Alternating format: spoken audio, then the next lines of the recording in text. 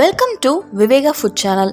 இன்னைக்கு நம்ம சேனல்ல மரவள்ளி கிழங்கு அடை எப்படி செய்யறதுங்கிறத பார்க்க போறோம். வாங்க பார்க்கலாம். மரவள்ளி கிழங்கு அடைக்கு ஒரு பவுல் எடுத்துட்டு அதில் 1 கப் இட்லி அரிசி சேர்த்துக்கலாம்.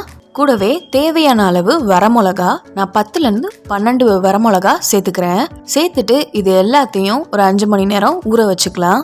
மீடியம் சைஸ் பீஸ் மரவள்ளி கிழங்கு எடுத்திருக்கேன். அதை தோல் எல்லாம் உரிச்சிட்டு சுடு தண்ணியில் ஒரு 3 மணி நேரம் ஊற வைக்க போகிறேன்.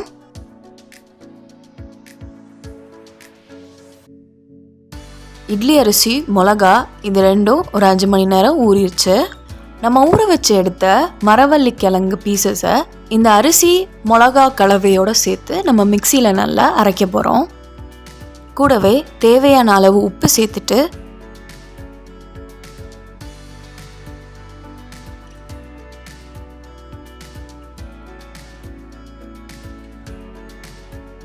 கொஞ்சமாக காயப்பொடி,